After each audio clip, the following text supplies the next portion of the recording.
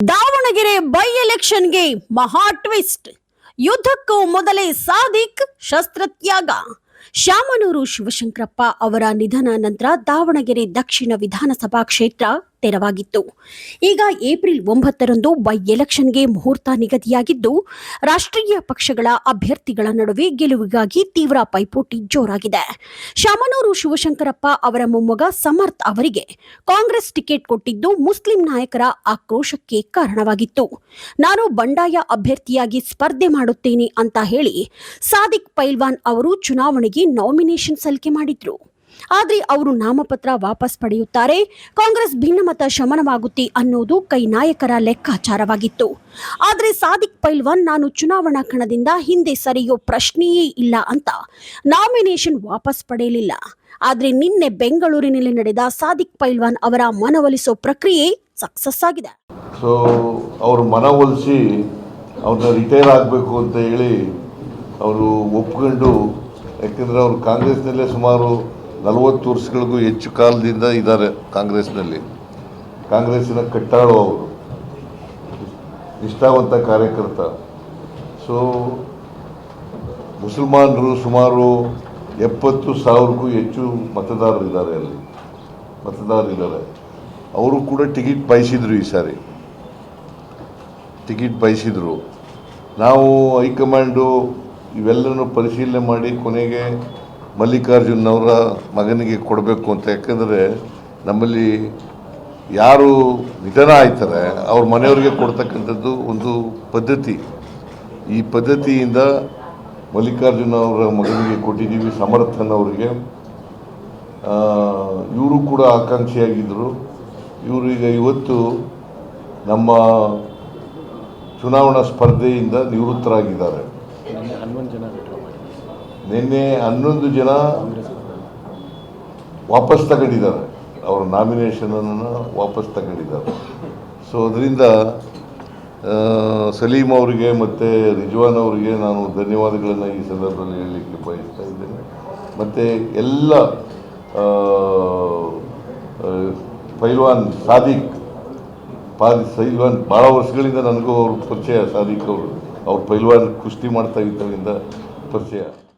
ಸಾದಿಕ್ ಪೈಲ್ವಾನ್ರನ್ನ ಕರೆಸಿ ಸಿಎಂ ಸಿದ್ದರಾಮಯ್ಯ ಹಾಗೂ ಡಿಕೆ ಶಿವಕುಮಾರ್ ಮಾತನಾಡಿ ಭುಗಿಲೆದ್ದಿದ್ದ ಭಿನ್ನಮತವನ್ನ ಶಮನ ಮಾಡಿದ್ದಾರೆ. ಸಾದಿಕ್ ಪೈಲ್ವಾನ್ ಚುನಾವಣಾ ಕಣದಲ್ಲಿ ಇದ್ದರೂ ಕೂಡ ಅವರು ಕಾಂಗ್ರೆಸ್ ಅಭ್ಯರ್ಥಿಯಾಗಿರೋ ಸಚಿವ ಎಸ್ ಮಲ್ಲಿಕಾರ್ಜುನ್ ಪುತ್ರ ಸಮರ್ಥ ಶಾಮನೂರ್ ಅವರಿಗೆ ಬೆಂಬಲ ಕೊಡೋದಾಗಿ ಹೇಳಿದ್ದಾರೆ.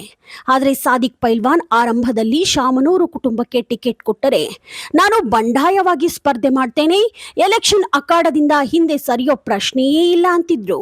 ಏಕಾಏಕಿ ಅವರ ನಿರ್ಧಾರ ಯುದ್ಧಕ್ಕೂ ಮೊದಲು ಶಸ್ತ್ರತ್ಯಾಗ ಮಾಡಿದ ಹಾಗಾಗಿದೆ. ಇನ್ನು ಕೆಲವು ಮುಸ್ಲಿಂ ಮುಖಂಡರು ಸಾದಿಕ್ ಅವರ ನಿರ್ಧಾರಕ್ಕೆ ಬೇಸರ ವ್ಯಕ್ತಪಡಿಸಿದ್ದಾರೆ. ನಾನು ಈ ಪಕ್ಷನ ಉಳಿಸ್ಕೊಳ್ತೇನೆ, ಪಕ್ಷನ ಗೆಲ್ಲಿಸ್ತೇವೆ, ಎಲ್ಲರ ಜವಾಬ್ದಾರಿ ನಾವು ತೆಗೆದುಕೊಳ್ತೇವೆ. ಪಕ್ಷ ನಮ್ಗೆ ಇಂಪಾರ್ಟೆಂಟು, ದೇಶಕ್ಕೂ ಒಂದು ದೊಡ್ಡ ಸಂದೇಶ ಹೋಗಬೇಕು ಅನ್ನೋ ತೀರ್ಮಾನ ಮಾಡಿ ಇವತ್ತು ನಮ್ಮ ಪಕ್ಷಕ್ಕೆ ನಾನು ದ್ರೋಹ ಮಾಡೋದಿಲ್ಲ, ನಾನೊಬ್ಬ ಕಾಂಗ್ರೆಸ್ಸಿಗನಾಗಿರ್ತೇನೆ ಅನ್ನೋದನ್ನು ಅವರು ನಮಗೆ ತಿಳಿಸಿ ಇವತ್ತು ನಿಮ್ಮ ಮುಂದೆ, ನಿಮ್ಮ ಕಣ್ಣುಗಳಿಗೆ, ನಿಮ್ಮ ಕ್ಯಾಮ್ರಾಗೆ ಎಲ್ಲ ಕೂಡ ಇವತ್ತು ಸಾಕ್ಷಿಯಾಗಿದ್ದಾರೆ.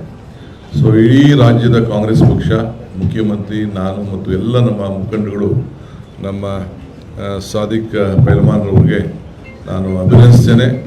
ಪಕ್ಷ ಅವ್ರ ಜೊತೆ ಯಾವಾಗಲೂ ಕೂಡ ಈ ಒಂದು ನಿಯತ್ತು, ಶಿಸ್ತು, ಆ ಹೋರಾಟ, ತ್ಯಾಗ ಇದಕ್ಕೆಲ್ಲ ಕೂಡ ಅವ್ರಿಗೆ ಗೌರವವನ್ನು ಸಲ್ಲಿಸ್ತದೆ. ಸೊ ಆ ಕೆಲಸ ಕೂಡ ನಾನು ಮುಖ್ಯಮಂತ್ರಿಗಳು ಇಬ್ಬರು ಕೂಡ ಈ ಬಗ್ಗೆ ವ್ಯಾಪಕವಾಗಿ ಚರ್ಚೆ ಮಾಡಿದ್ದೇವೆ. ಸೊ ಅವ್ರಿಗೆ ನಾನು ತುಂಬುವುದರಿಂದ ಅಭಿನಂದನೆಯನ್ನು ಸಲ್ಲಿಸ್ತೇನೆ. ಅವ್ರಿಗೇನು ನಾನೇನು ಹೊಸದಾಗೆ ಶಾಲಾ ಕೊಟ್ಟು ಕರ್ಕೊಳ್ಳೋಂಥ ಅವಶ್ಯಕತೆ ಇಲ್ಲ. ಅವರ ಎದೆಯಲ್ಲಿ, ಹೃದಯದಲ್ಲಿ,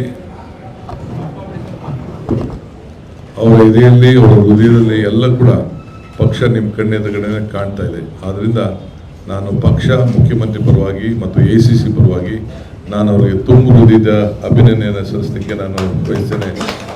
ಸಾಹೇಬ್ರೆ, ದಾವಣಗೆರೆ ದಕ್ಷಿಣ ವಿಧಾನಸಭಾ ಕ್ಷೇತ್ರದಲ್ಲಿ ಯಾವುದೇ ಅಭ್ಯರ್ಥಿ ಗೆಲ್ಲಬೇಕಂದ್ರೂ ಕೂಡ ಮುಸ್ಲಿಂ ಮತದಾರರು ನಿರ್ಣಾಯಕ ಪಾತ್ರ ವಹಿಸುತ್ತಾರೆ. ಅಂದಾಜು 70,000ಕ್ಕೂ ಅಧಿಕ ಮತಗಳು ಮುಸ್ಲಿಂರೇ ಇದ್ದಾರೆ. ಹೀಗಾಗಿ ಸಾದಿಕ್ ಪೈಲ್ವಾನ್ ಸ್ಪರ್ಧೆ ಕಾಂಗ್ರೆಸ್ ನಾಯಕರಿಗೆ ನುಂಗಲಾರದ ತುತ್ತಾಗಿತ್ತು. ಸಾದಿಕ್ ಪೈಲ್ವಾನ್ ಚುನಾವಣಾ ಕಣದಿಂದ ಹಿಂದೆ ಸರಿದಿದ್ರೂ ಕೂಡ ಅವರು ನಾಮಿನೇಷನ್ ಅಸ್ತಿತ್ವದಲ್ಲಿದೆ.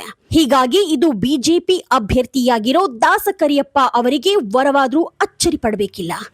ಯಾಕಂದ್ರೆ ಅಲ್ಲಿನ ಮುಸ್ಲಿಂ ನಾಯಕರಿಗೆ ಶಾಮನೂರು ಕುಟುಂಬಕ್ಕೆ ಟಿಕೆಟ್ ಕೊಡುವುದು ಇಷ್ಟವೂ ಇರಲಿಲ್ಲ. ಆದರೆ ಕಾಂಗ್ರೆಸ್ ನಾಯಕರು ಮತ್ತೆ ಶಾಮನೂರು ಅವರ ಕುಟುಂಬಕ್ಕೆ ಮಣೆ ಹಾಕಿರೋದು ಮುಸ್ಲಿಮರಿಗೆ ಬೇಸರ ತರಿಸಿರೋದಂತೂ ಸುಳ್ಳಲ್ಲ. ಸದ್ಯದ ಅಲ್ಲಿನ ಚಿತ್ರಣ ಬಿಜೆಪಿ ಅಭ್ಯರ್ಥಿ ದಾಸ್ಕರಿಯಪ್ಪ ಅವರಿಗೆ ಫೇವರ್ ಆಗಿದೆ ಅಂತಿದ್ದಾರೆ ಅಲ್ಲಿನ ಮತದಾರರು. ಕೊನೆ ಕ್ಷಣದವರೆಗೂ ಇದೇ ಟ್ರೆಂಡ್ ಇದ್ರೆ ಬಿಜೆಪಿ ಅಭ್ಯರ್ಥಿ ಗೆಲುವು ಪಕ್ಕಾ ಅಂತ ರಾಜಕೀಯ ನಾಯಕರು ವಿಶ್ಲೇಷಣೆ ಮಾಡ್ತಿದ್ದಾರೆ.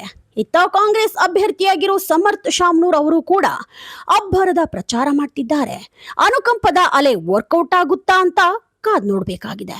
ಒಟ್ಟಿನಲ್ಲಿ ಕಾಂಗ್ರೆಸ್ನ ಬಂಡಾಯದ ಬಿಸಿ ಸದ್ಯಕ್ಕೆ ತಣ್ಣಗಾಗಿದೆ. ಮುಂದೆ ಏನೆಲ್ಲ ಬೆಳವಣಿಗೆಗಳು ಆಗುತ್ತವೆ ಅನ್ನೋದನ್ನ ಕಾದ್ ನೋಡ್ಬೇಕಾಗಿದೆ. ರೂಪಾ ವಿಶ್ವಾಸ್, ದಿ ನ್ಯೂಸ್ ಪೆಗ್, ದಾವಣಗೆರೆ.